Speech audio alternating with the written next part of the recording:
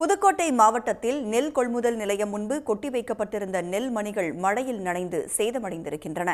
இதேபோல திண்டுக்கல்லில் தொடர் மழையால் பன்னீர் திராட்சை விவசாயம் பாதிக்கப்பட்டிருக்கிறது. புதுக்கோட்டை மாவட்டம் கரம்பக்குடி அருகே துவார் மற்றும் மழையூர் அருகே உள்ள வெள்ளாடு விடுதியில் கொள்முதல் நிலையங்கள் செயல்பட்டு வருகின்றன.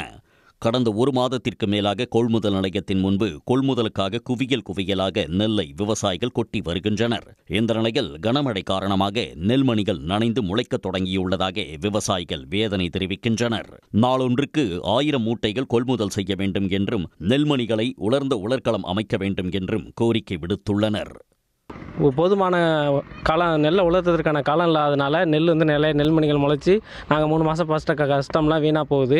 இது அரசு இதை உடனடியாக கவனத்துக்கு கொண்டு நெல்லுக்கெல்லாம் கட்டித்தரணும். இதுக்கு முழுமையாக உடனடியாக அப்பக்கப்போ உடனடியாக அதை நெல்லை கொள்முதல் பண்ணுங்கிறத அரசுக்கு ஒரு கோரிக்கையாக வைக்கிறோம். 5000 10,000 சொல்லி நாங்கள் கடனை வாங்கி எல்லாமே செலவு பண்ணி போட்டு ஒன்றும் லாபம் எடுக்க முடியல. எங்களுக்கு நஷ்டம் தான் வருது, லாபம் எடுக்க முடியல.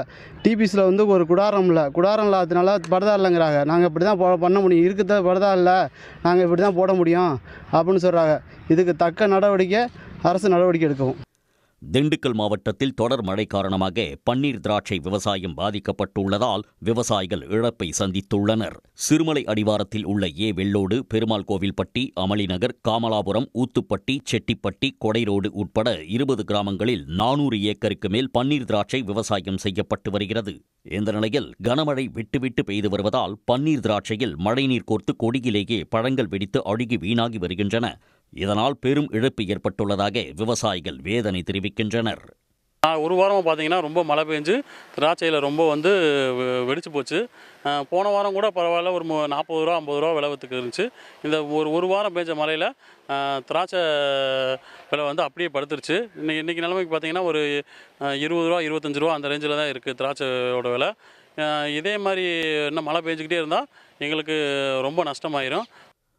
இதனால் தமிழ்நாடு அரசு பாதிப்புகளை கணக்கிட்டு உரிய இழப்பீடு வழங்க வேண்டும் என்று விவசாயிகள் கோரிக்கை விடுத்துள்ளனர். உடனுக்குடன் செய்திகளை தெரிந்து கொள்ள சன் நியூஸ் பெல் ஐகானை கிளிக் பண்ணுங்க.